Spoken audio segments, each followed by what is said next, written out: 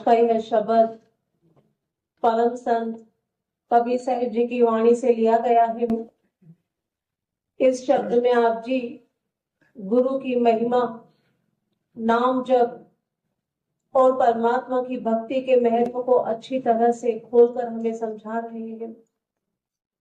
आप जी परमात्मा की भक्ति करने वाली उन जीवात्माओं की अवस्था को बयां कर रहे हैं जो परमात्मा से प्रेम करके और उनकी भक्ति करके मालिक से मिला की ऊंची अवस्था को हासिल कर लेती हैं। इस ऊंची अवस्था को हासिल कर लेने के बाद उनके भीतर सच्ची श्रद्धा, सच्चा विश्वास जागृत हो जाता है। ऐसा ही विश्वास, ऐसी ही ऊंची अवस्था गुरु की शरण में जाकर आप जी ने भी हासिल की और तब आप जी ने फरमाया, अब मोको भय राजा राम सहाय, जन्म मरण कट परम गति पाई। संत महात्मा समझाते हैं कि जब अभ्यासी जीवात्मा अंतर में मालिक को महसूस कर लेती है तो वह भीतर ही भीतर खुश होती है, नाचती रहती है। तब उसके हृदय से अपने आप ही यह भाव उमड़ने लगते हैं कि अब वह राजा राम मेरा रक्षक बन गया है, मुझे कोई भी भय नहीं है, मेरा जन्म मरण का दुख दूर हो गया है और मुझे जन्म मरण से मुक्ति की श्रेष्ठ अवस्था प्राप्त हो गई है। कहते हैं राजा शब्द शक्ति और अधिकार को दर्शाता है। जिस तरह जो राजा होता है उसको अपने सारे राज्य पर अधिकार होता है, वह अपने सारे राज्य की कमी पेशी पूरी करता है और अपने राज्य के हर एक जीव की अच्छी तरह से देखभाल करता है। ऐसे ही राम से आप जी का भाव किसी विशेष व्यक्ति से नहीं है, बल्कि राम तो आप जी परमात्मा की उस ताकत को कह रहे हैं, उस सर्वव्यापक परमात्मा को कह रहे हैं जो नाम के रूप में, शब्द के रूप में इस सृष्टि के कण कण में बसा हुआ है, जो इस सृष्टि की संभाल कर रहा है। आप जी उसे राजा राम कह रहे हैं। गोस्वामी तुलसीदास जी ने फरमाया है, राम नाम कली अभिमत दाता, हितु पर लोक पितु और माता। कहते हैं कि जैसे माता पिता अपने बच्चों की संभाल करते हैं ना, वैसे ही वह मालिक भी शब्द के रूप में इस सृष्टि के हर एक जीव की संभाल कर रहा है। तीसरी पातशाही जी भी फरमाते हैं, एह जगवाड़ी मेरा प्रभु माली, सदा संभाले को नहीं खाली। जैसे माली अपनी बाड़ी में तरह तरह के पौधे लगाता है, उनको पानी देता है, खाद देता है, उनकी रक्षा करता है, वैसे ही यह संसार भी परम पिता प्रभु के फूलों की बाड़ी है। जीव उसके फूल है और वह परमात्मा स्वयं इस बाड़ी यानी बगीचे का मालिक है। कहते हैं वह स्वयं हर एक फूल की यानी हर एक जीव की संभाल करता है। उनकी संभाल से कोई भी जीव खाली नहीं है। लेकिन जब हम कबीर साहिब जी के द्वारा फरमाई गई इस वाणी को सुनते हैं कि अब मोको भय राजा राम सहाय, तो हमारे मन में प्रश्न उठता है ना कि क्या परमात्मा पहले हमारा सहायक नहीं था? हम तो संतों के सत्संगों में उनके मुखारबिन यानी उनके मुख से इस बात को सुनते आए हैं कि वह परमात्मा तो हर पल हर क्षण हमारी रक्षा कर रहा है। फिर आप जी ने ऐसा क्यों कहा कि अब मोको भय राजा राम सहाय? तो उसका जवाब संत महात्मा हमें अपने सत्संग के जरिए देते हुए फरमाते हैं कि भाई वह परमात्मा तो सहायक शुरू से ही था, लेकिन हमें इसका एहसास अभी तक नहीं है। हम इस बात को सुनते भी हैं और कहते भी हैं, लेकिन अंतर्मन से स्वीकार नहीं करते। जैसे हमें कोई कहे कि आगरा का ताजमहल बहुत ही खूबसूरत है, तो हम उसकी बात सुनते भी हैं, मांगते भी हैं, लेकिन हमारे मन के कोने में कहीं ना कहीं यह बात छिपी रहती है कि क्या वाकई में आगरा का ताजमहल सुंदर है।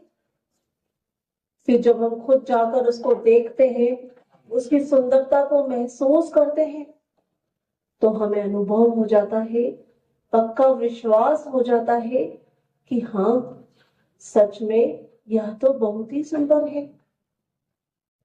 ठीक इसी तरह जब तक हमें अपने अंतर में परमात्मा का एहसास नहीं होता, जब तक अंतर में उसे महसूस नहीं करते, तब तक हमें भी पक्का भरोसा और विश्वास नहीं होता। इसीलिए इस विश्वास को पाने के लिए हमें क्या करना होगा? हमें करनी पड़ेगी। संत महात्मा समझाते हैं कि जब हम गुरु की शरण में जाकर उनके द्वारा बताए रास्ते पर चलते हैं, नाम का सिमरन करते हैं, तो रोज रोज के सिमरन से और गुरु की दया मेहर से हम अपने अंतर में मालिक की शक्ति को महसूस करने लगते हैं, अंतर में हो रहे शब्द के साथ जुड़ने लग जाते हैं और मालिक से मिलाप की ऊंची अवस्था को हासिल कर लेते हैं। तब हमें भी एहसास हो जाता है, प्रभु मेरो इतोत सदा सहाय।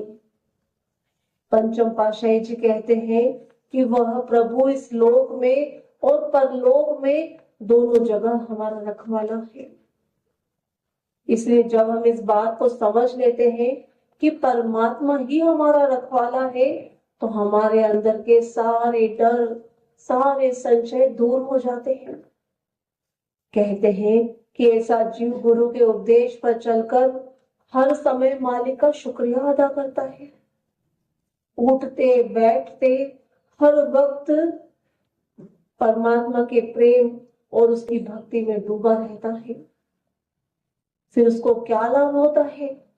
तो कबीर साहिब जी वाणी में फरमा रहे हैं, ऐसा जीव रोज रोज की भक्ति से जन्म मरण के बंधनों से छुटकारा पा लेता है।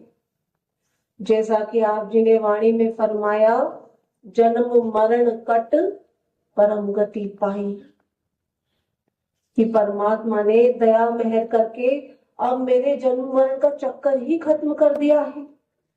मैंने परम गति की ऊंची अवस्था को हासिल कर लिया है।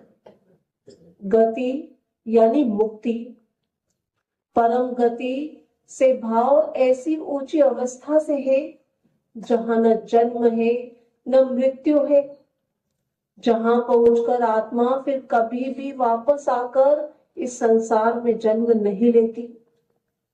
पांचवी पातशाही जी ने फरमाया है, भयो कृपाल दीन दुख भंजन, जन्म मरण दुख लायो। पहले अवस्था क्या थी? 84 का चक्र चल रहा था, बार बार हम इस संसार में जन्म ले रहे थे, मर रहे थे, लेकिन जब वह परम पिता परमात्मा दयालु हो गया, अंतर में आकर बस गया, तो क्या हुआ?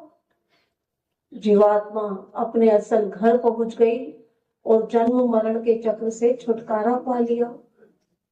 लेकिन मन फिर सवाल करता है ना कि यह सब कुछ कैसे हुआ? कबीर साहब जी फरमा रहे हैं, साधु संगत दियो रलाए, पंचदूत ते लियो छड़ाए, कि परमात्मा ने दया मेहर करके हमें पूर्ण साधु संत की संगति बख्श दी है, और जिसकी संगत के जरिए हमें सत्संग प्राप्त हुआ है, और इस तरह से हमारे सारे विकारों से परमात्मा ने हमें छुड़ा लिया है।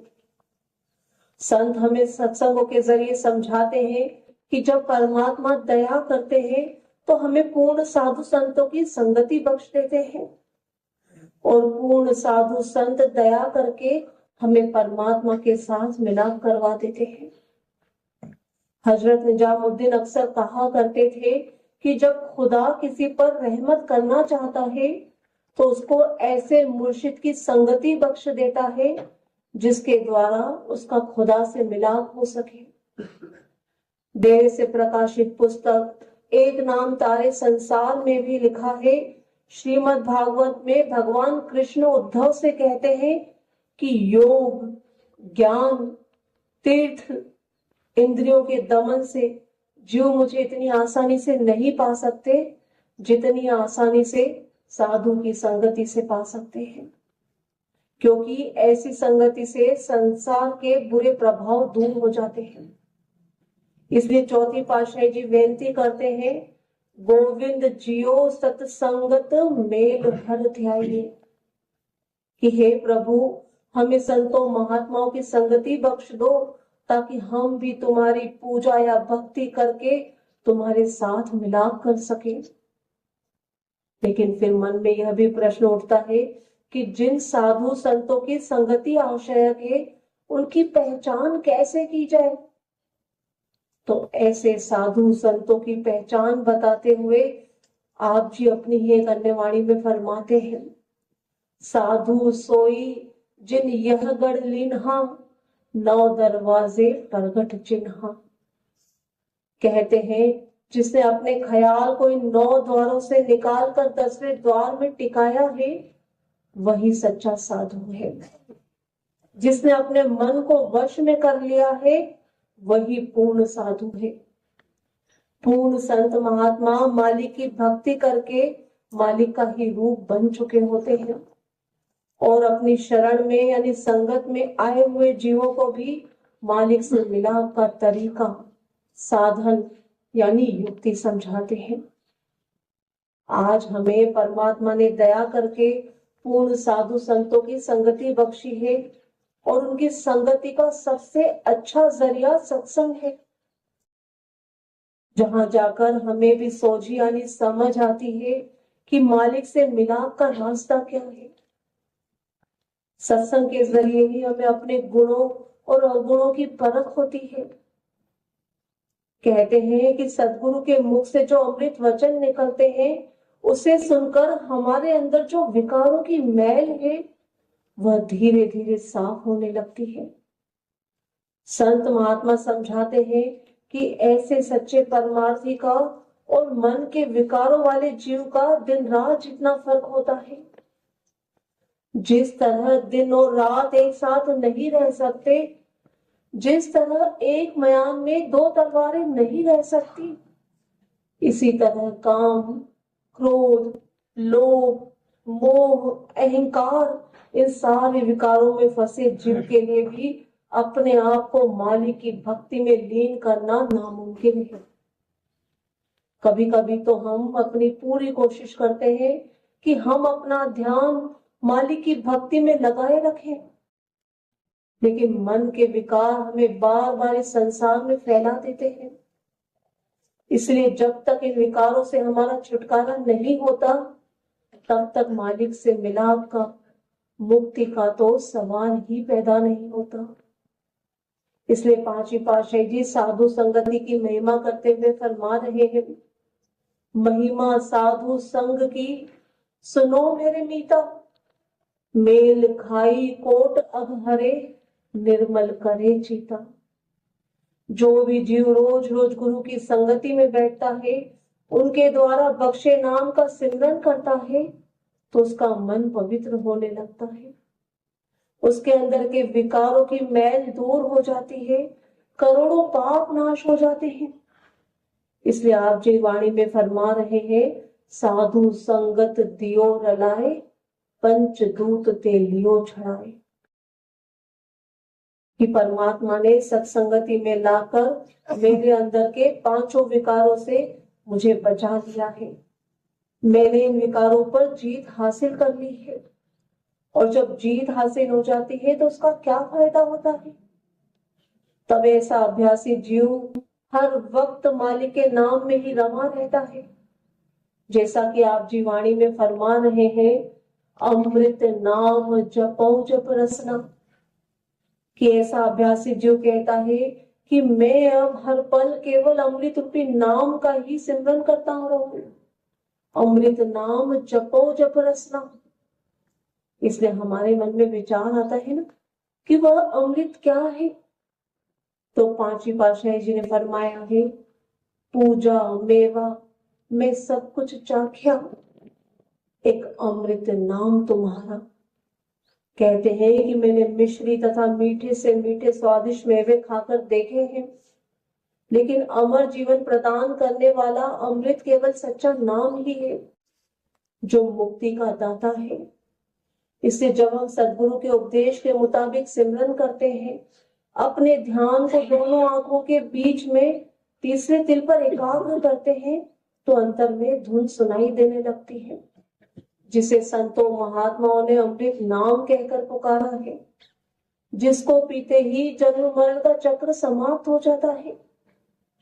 संत समझाते हैं कि यह जो सच्चा नाम है वह हमारी आत्मा का विषय है, यानी आत्मा के द्वारा सुनी जाने वाली धुन है, जिसे संतों महात्माओं ने गुणात्मक नाम, कलमा, नाद, बांग्या आसमानी, राम नाम, ऐसे कई नामों से पुकारा है। इसलिए आप जी एक अन्य वाणी में सिमरन पर जोर देते हुए फरमाते हैं, राम जपो जी ऐसे ऐसे, ध्रुव प्रहलाद जपियो हर जैसे। आप जी ध्रुव और प्रहलाद का उदाहरण देते हुए फरमाते हैं कि हमने ध्रुव और प्रहलाद के बारे में तो सुना ही होगा। छोटी सी उम्र में ही आप दोनों ने परमात्मा की भक्ति करके उनके साथ मिलाप हासिल कर लिया था। कहते हैं कि ध्रुव ने केवल 6 महीने में ही निरंतर मालिक की भक्ति करके मालिक को पा लिया था। उनका केवल एक ही उद्देश्य था, मालिक के साथ मिलाप करके उनकी गोद में स्थान पाना। ऐसे ही भक्त प्रहलाद ने भी बिना किसी से डरे पूरे विश्वास के साथ परमात्मा के नाम का सिमरन किया था और मालिक से मिलाप की ऊंची अवस्था को हासिल किया था। इसलिए समझाते हैं कि यह जपना केवल होठों से नहीं है, पूरे मन और आत्मा से होना चाहिए। चाहे हमारे जीवन में कितनी भी कठिनाइयां आ जाए, कितनी भी बाधाएं क्यों ना आ जाए, लेकिन हमारा नाम जब ध्रुव की तरह अखंड यानी न टूटने वाला संकल्प और प्रहलाद की तरह गहरा, निर्मल और विश्वास भरा होना चाहिए। स्वामी जी महाराज के वचन है, जिन जिन मालिक के प्यारों और भक्तों को नाम की ऐसी लगन लग जाती है, फिर तो यह छोड़ से भी नहीं छूटती।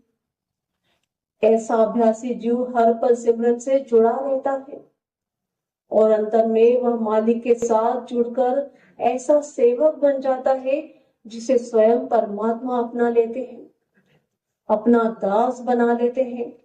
जैसा कि वाणी में आप जी फरमा रहे हैं, अमोल दास की नो प्रभु अपना, कि परमात्मा ने दया मेहर करके मुझे अपना दास, सच्चा सेवक बना लिया है।